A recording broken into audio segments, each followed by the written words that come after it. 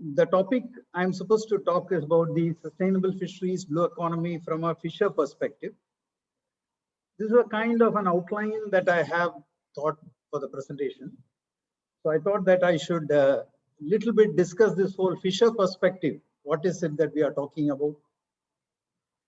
And then we will talk a little bit about the marine fisheries sustainability. There has been already fair amount of discussion on this panel already on that. Add a little bit to that. And then look at the blue economy from the point of view of the marine fisheries and marine fish community. And if time permits, some concluding remarks. The fisher perspective is a difficult question because is there a very particular fisher perspective that we can actually pinpoint? Probably there are many perspectives. I would like to just throw a few words, terms at you all. Perspective is one, views and opinions are another, and understanding is another aspect, and then there are interests. So quite a lot of the perspectives and views and opinions come from the understanding one has about the situation, the context, your own analysis of the fishery. So the fishing community have their own understandings of the situation and they have their own views and perspective. But a lot of it is influenced by the interests that they particularly represent, that each one is part of. If you talk about interests, people with different scales of fishing have different interests because they are competing for the same resource. Then there is this whole community caste dimension, those who have been historically in fishing versus those who come into fish recently. Then there are conflicts between crafts, gear combinations, the method of fishing. There can be, to a certain extent, difference in perspective and interest because somebody is an owner of a resource, which may be a boat, or in the case of aquaculture, it can be land. Then whether you are a migrant worker into the fishery, your interest can be quite different. Whether you are in the trade and value chain, your interest can be quite different. Whether you are in capture or culture fishery, can be different. So I can even make much longer list. This is not an exhaustive list. So to that extent, if I am supposed to talk about fisher interest, which interest am I representing? I have been talking to myself. I would say that my personal strong sort of perspective comes from what I see the interests of the traditional and the historic marine fishing community of India, which is very large and whose historical rights have not been examined and protected in any way. Within that, certainly my heart is more with the small scale fishers, the fisherwomen, especially those who work in post-harvest and fish vending, and the labor which is generally there in the fish value chain. If you're asking somebody to give some kind of what was your priorities in this within this large group. So the whole idea was to say that quite a lot of various interests are there in fishing, and there is no single perspective. And I cannot claim to represent either the community or exactly talk about a particular fisher perspective. But I definitely talk from the point of view of what are the long-term interests of this community. So now let's look at this whole sustainable fishing. Sustainability is not just about the resource, the natural resource. In this case, fish. Nor is it just about, it also requires economic aspects, money, resources of the financial resources. So there is sustainability is also about that. And the third and perhaps more important dimension for people like me is the people involved. So unless we have a balance between all these three, the fish, the money, and the people, it is very difficult to claim sustainability if somebody is working only on one aspect. When we talk about fish, we can talk about from the marine biology point of view, individual species, MSY, etc. That is only a limited understanding of sustainability of even the resources. You have to look at the larger ecosystem and the larger environment, which includes climate change and so on. So even in that, to what extent we are doing justice to the sustainability discussion in fisheries is a question mark. We are talking of money matters, yes, financial, which is the at the individual unit level, fishing unit level. Certainly, if you have resources are not under pressure, but most of the units are in loss, it's not a sustainable fishery. So obviously, individual unit economics is crucial. Finances are crucial. But the larger economics of fishing at the state level, at the national level, what is the investment? What is the return? Is there are we frittering away the so-called value of fish? So many such questions have to be looked at. What are the externalities? Are we imposing on the others? So various kinds of things have to be looked at if you want to look at the sustainability from the economic point of view. And of course, when you are talking of the people, then you have to look at the social aspects. Who among the people are fishing? What is their status? Is there equity in the system? Because it's important today. The SDGs, one of the 17 SDG is straightforward and simple: greater equity. So sustainability, as defined by the United Nations, gives such a high priority to equity. Believe it or not, all countries across 193 countries have signed up, though very few of them seem to be working on it. So it's an irony, but it's an important part. Culture is very important. Fishing is a way of life. So are our policies of conservation or management in tune with the culture, or is it destroying what are the good aspects of our culture? Definitely very crucial. And it's a larger political question of allocation. Who gets the priorities? Who gets the resources? Who has access to all this? So there is a whole power equation in the whole thing. So I wanted to stress that sustainability of fisheries is not a simple question of looking at MSY or even TAC. It's much, much more than that. Okay, what is the a simple understanding of fisheries from somebody like me who has been working with the community for a very long time? Large community, 4 to 5 million population, 1 million of them going to the sea. And many of these are from traditional castes who have been there for centuries. In the deep south, probably we have recorded information for at least 2000 years. And their historical rights have never been codified or recognized.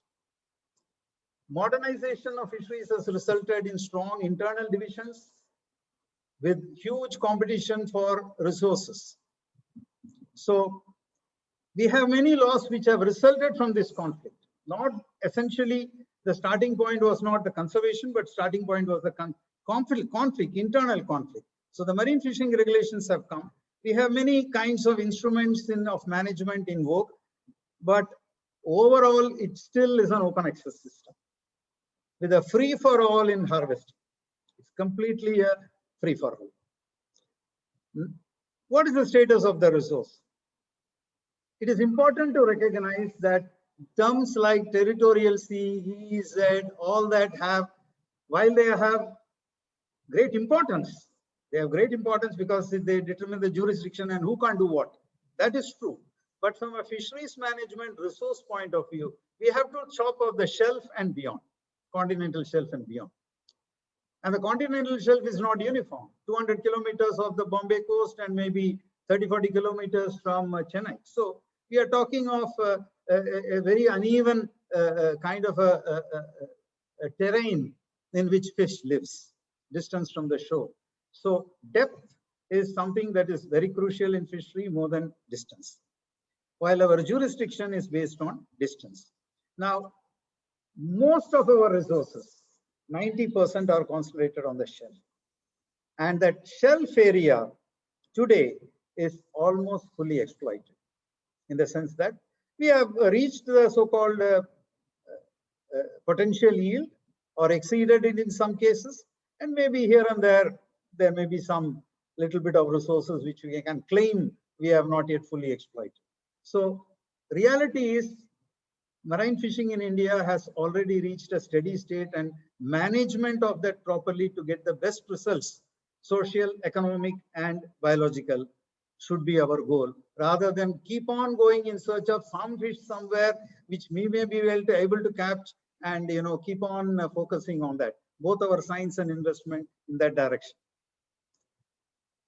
So with annual catches fluctuating in a narrow band between 35 lakhs and 40 lakh tons, we find the irony or complete paradox of every year investment is increasing. Boat size, motor size, net size, everything is increasing. So intense cutthroat competition between the fleets, despite having reached some kind of a steady state in terms of capture of the landings.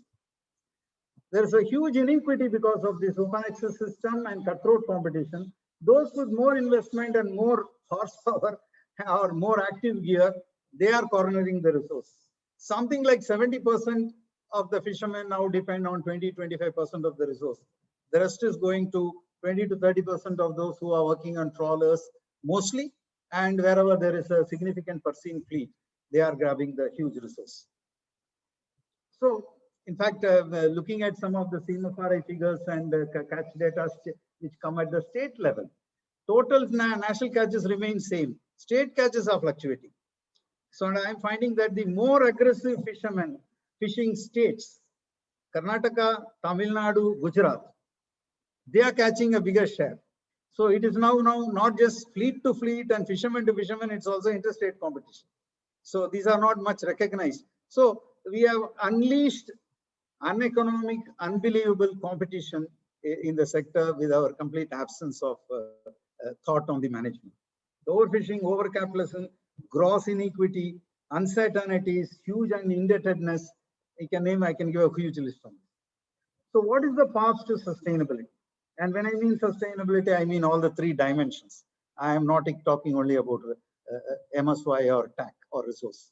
We're talking of all three. So we have to find a way out of this open access system. And it cannot be any of the textbook things which Dr. Mohan Joseph also said is not really easy to apply in India.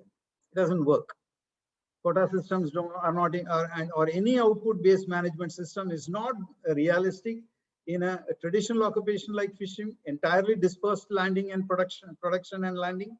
It is very difficult to come with any kind of a system, and where consumption is also dispersed. So you cannot depend on 10 companies which are procuring fish and then use their data to control it. So there are no realistic ways of doing an output-based management. It has to be based on input-based management, definitely. And limited resources and large fishing population requires us to find ways of rationing the resources which respects employments and rights of traditional fishing. I think this is a key thing that we have not worked on. It is a politically hot potato. No scientific institution touches it. Politicians will not touch it. Administrators will not keep touching it. We keep on talking about gear. Gear as being the demand. That gear has to be done. Fishermen also talk only in those terms. They only say that gear is bad, this gear is bad. So the whole thing is, what is the basis for allocation of resources? Whatever be the mechanism for allocation. I am not proposing a hard quota type of mechanism of allocation, but there is calculations, indirect calculation. We haven't defined who has the rights to fish in India. Who has the priority and preservation excellence? There is this vague term called fisherman. There is no definition which can be used to distinguish. Dr. Modail or I buy a boat, we are fishermen. There's nothing to say that we are not fishermen. So who is a fisherman? We haven't defined. And that is where there is gross injustice done to the historical traditional community in India. So one broad thumb rule or one principle that we have been discussing in limited circles, of course, is indirect resource allocation based on the principle of scale subsidiarity. Scale subsidiarity basically means the first priority goes to the lowest scale, and the priority goes up subsequently, goes in that sequence. Whatever a fisherman with a catamaran can catch, he gets the priority to that. What he cannot catch only is available for other boats to catch, and so on. So applying this principle in practice, working on that requires a large amount of homework, discussion, and can only take place with community participation. I am not a thing, but somewhere we have to make a start. What are the principles on which we have to organize this rationing? Others have made a very market-like system of TAC and quotas. We cannot go for that. So scale subsidiarity, where scale is not just a question of size, it is also a question of passive versus active gears. So the highest priority goes to the smaller boats and those with passive gear. These are the two axes or two pillars of this scale subsidiarity. Based on this, we need to work on a reallocation of resources from the trawl purseine sectors, which are completely dominating the catches and which are also harming the ecosystem and creating huge amount of problems. So this is what was conceived as aquatic resource, the term coined by John Kurian, who I think is still around in this meeting. It is something that the Kerala government has accepted on principle, but I don't see that they have implemented it for the very simple reason. I don't think the politicians or the administrators have understood what it really means. Of course, I can go deeper into it, how all this has to be done and can be done. So today is not there's no time or occasion for that. I will say that we are not, those who are proceeding, we are not talking utopian proposal. It's not an utopian proposal. It's not a weird proposal. We need a long transition even to achieve that. You can't just throw out people. You can't just completely wreak havoc with life. So things have to take a time, but there is a long path ahead for that. And in terms of fisheries governance, unless we visualize a strong role for the community in the fisheries management, we are not going to succeed. It is not just a question of doing the right thing in their name, but they have to really participate. It has to be a negotiated process through which this has to go. And it is also an intensely political process because they have power relationship. And the state has to use its power to neutralize huge power centers, which will wreck any process of redistribution, just as it happened in land reforms. So aquatic reforms are as political and as difficult as land reform. Co-management is a key to that. But however, two states, our two southern states, Tamil Nadu and Kerala, have already policies in place and actions in place for co-management. Kerala has already some legal instruments in place. Tamil Nadu, on the other hand, actually organized co-management committees across the entire coast. But having said that, these state-sponsored co-management schemes are all completely missing the point, and I think they will probably kill the idea if we don't start it and run it properly. These are quasi-state-controlled institutions masquerading as fishing organizations. And more importantly, scale of management in our kind of a thing. It's not, we are not in an island ecosystem. We are not in a small island. We are not in Southeast Asia. We are not in the Pacific, Southern Pacific, or whatsoever like that. We are in South Asia with long continuous coastlines. Our ecosystem boundaries are very large. One village committee cannot take a decision on anything, how the fisheries has to be managed. So ecosystem boundaries and jurisdictions of various bodies all have to be reconsidered, renegotiated, and restructured. We have a long way to go to develop a proper co-management system, and quick fix, knee-jerk reactions, quick formation of committees. These are all things. Committees formed by the Forest Department or Fisheries Department don't make co-management. I'm very sorry to say that. We have the National Fisheries Forum, Fish Workers Forum had proposed the National Fisheries Authority. The concept of that I'm not in a position also time-wise to unpack in any great detail.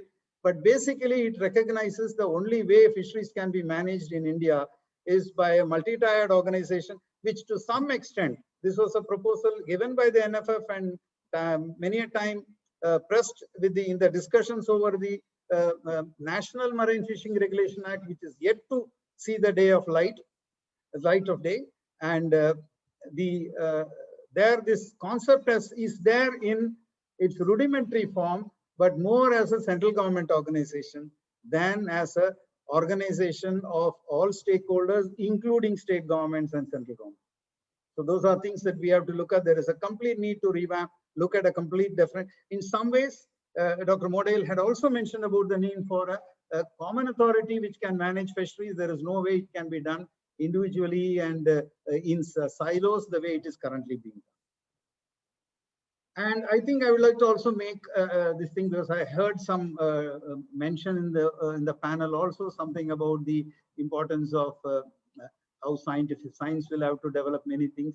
But let us be very clear, Indian marine fisheries science is not that well developed that they can give us tools.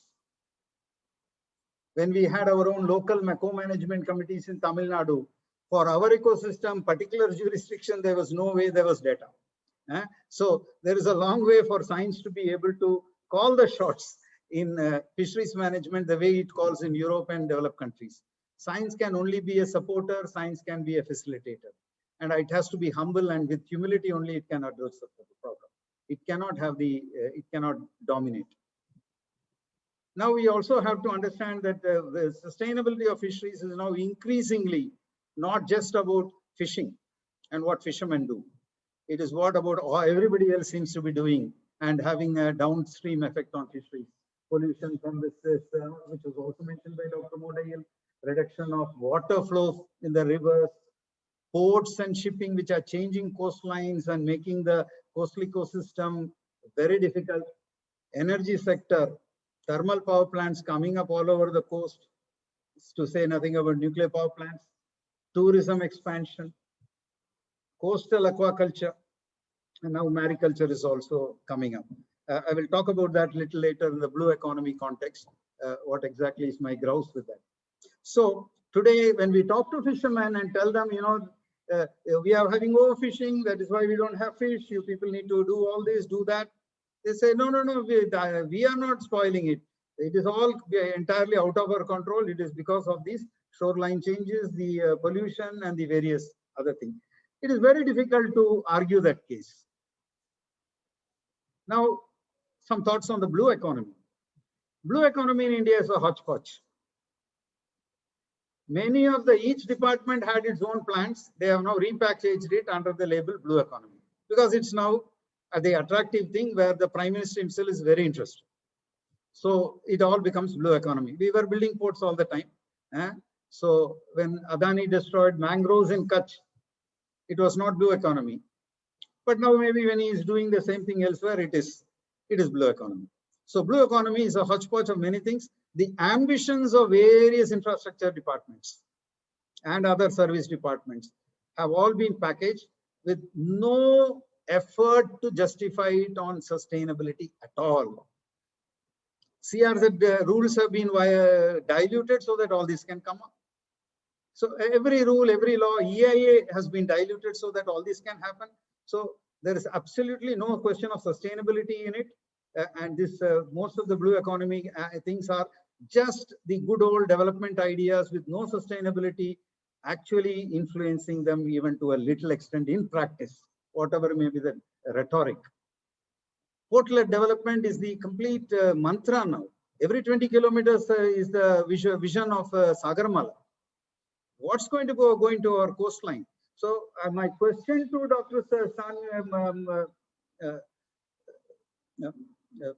To the NCSEM was based on the fact that the sediment cell maps have gone under the radar. They are not available in public for the very simple reasons that all the current development we can be easily challenged using that. When the Vizhinjam port came up, the knowledge of most people was that the Vizhinjam headland is a natural boundary. It will not affect the area north of Vizhinjam. But if you look at the sediment map produced by NCSM, the sediment cell boundary is Kollam to Muttam, which means the Vizhinjam structure, if it is a little larger or so, can easily affect the northern part of Trivandrum coast up to and even go up to Kollam, Tangasheri. So, so scientific evidence which can actually provide a tool to bring sustainability to its plans are all being suppressed. So let us be aware of that. So as scientific institutions, we need to it's all, of course, government pays the salaries for most of these institutions. but that doesn't should not compromise your autonomy and your academic independence, your scientific integrity. So I think these are issues that we need to talk about if we are genuinely interested in sustainability. Unless these information are coming out, it's very difficult to use this and make sense out of all. Fisheries related activity in the blue economy, we need to take a closer look, because we are at least from the fisheries sector, and we must look at what we are doing in the name of the blue economy or trying to do. Deep sea fishing. See, there has been a lot of fancy talks about deep sea fishing forever. We have had 3 or 4 rounds of deep sea fishing schemes in India, foreign vessels coming up, joint ventures under so many labels. It's not been a great success. We need to understand that the only successful thing which was there was already a talk about the Tutur fishermen earlier. Yes, the only fleet that we have is indigenously developed without scientific input from anybody, without technology input from them, without initial investment or subsidies from anybody. That is the only fleet. And how it operates, we need to understand. It is able to survive only about 600 boats. So we are talking to 1,000, 2,000, 3,000. Tamil Nadu itself has got a plan for 2,000 boats in the Park Bay. And these people are fishing all over the west coast of India and occasionally in the east coast, and not just on the in our EEZ, as was mentioned by Dr. Modail also. They have gone up to the Diego Garcia. More importantly, they go up to Somalia and Oman. So they are all over the place. So, and even that 600 boats, roughly thumb rule, sir, is 200 for sharks even today. Another 200 tuna, another 200 opportunistically fishing both in the shelf and the deep, depending on where the fish comes. A lot of the Cochin-based boats actually have gill nets, which are in the so-called offshore region, which is the deeper reaches of the shelf rather than deep sea, beyond the shelf. So the reality is the rosy picture that is being talked about and already investment being pushed with heavy subsidies is all dubious. So we really need to look at it. There is nothing like an Indian tuna resource. There is an Indian ocean tuna resource. The ocean is named after our country. That is all. 30 countries, many of them from Europe, with massive boats and facilities are also fishing, because they have Trojan horses in the Indian Ocean through which they can enter the Indian Ocean. Agreements with East African countries and islands like Diego Garcia. So the whole fishing thing in the, and long back itself, IOTC has already said we are reaching over capacity. We cannot have more fleet. And we are starting our process only now. So we have to be more realistic and humble in all this, and this kind of mindless investment. Okay, since our coastal waters, we can't fish anything more. We put money there. We have to put all our money or effort. Forget money. Money is not the most important thing. The most important thing is good ideas and good governance, which requires some money, but not a great deal of money. And even that some money is not. Petrol vessels. Which department has money to petrol? Nothing. Small amount. Nothing. Nothing is there. But any subsidy, if you want to give for new boats, money flows. NCDC. Anybody keeps giving. So we have to be very careful about this. So deep sea fishing has to be done in carefully, in stages, and can't be a big bang thing and we will just collapse. Mariculture. Mariculture, in some ways, there are many similarities with the land-based aquaculture, brackish water aquaculture, but I'll focus a bit more on the mariculture.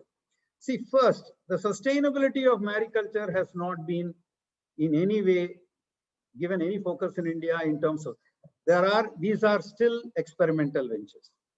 We have 1 or 2 species for which we have some kind of domestication. Some initial efforts have been taken. They may be promising, they may be worth pursuing.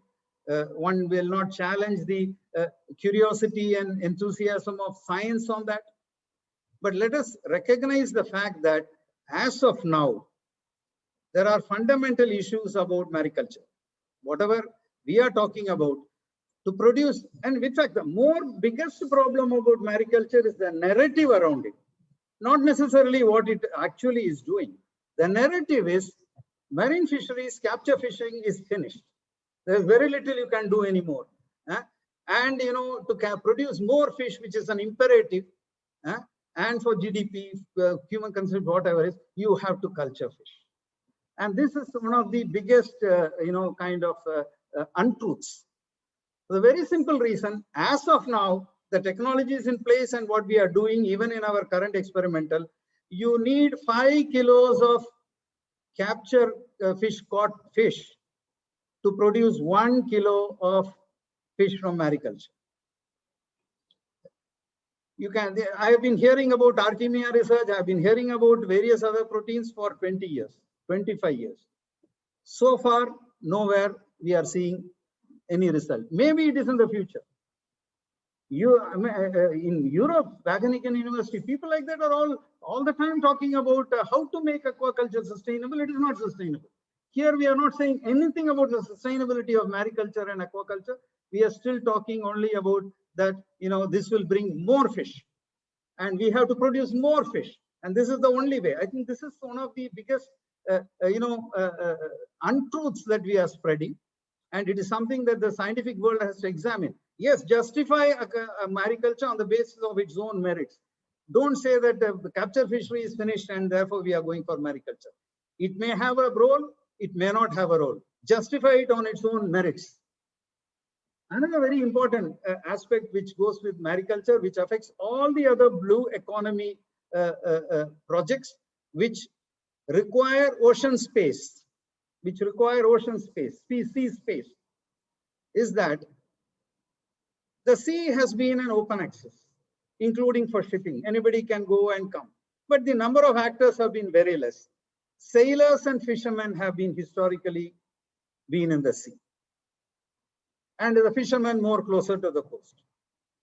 Today, as more and more entrants, including mariculture walas, are entering, what is happening?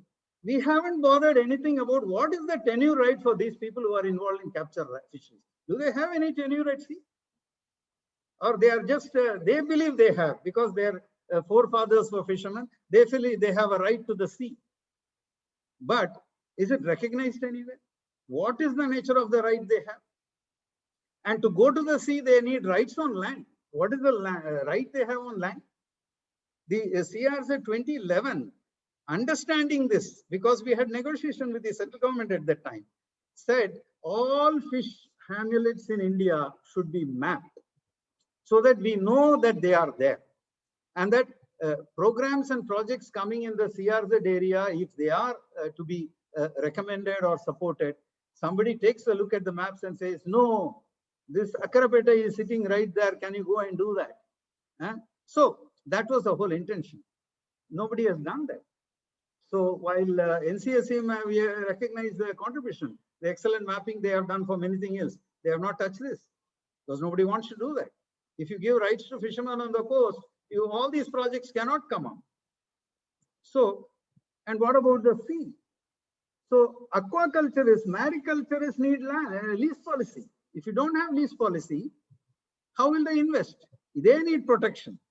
Property, private property protection. It may be a group, it may be a company, it may be a cooperative, whatever it is. They have to privatize a part of the sea to do this. So what happens to the fishermen who have freedom of movement there? So unless the tenure rights of the existing users are properly settled, it is grossly unfair to get into new activities which is going to this. All this marine social spatial planning. Well, extremely dangerous, because one major stakeholder, his rights have not been recognized. His or her rights have not been recognized. And you want to bring new people. So it is a serious political issue. And unless so the fishing community today, let me tell you that we are talking about the perspective, are seeking a Fishers' Rights Bill on the lines of the Forest Rights Act. This is something that the Swaminathan Committee 2 for the CMZ had recommended before the 2011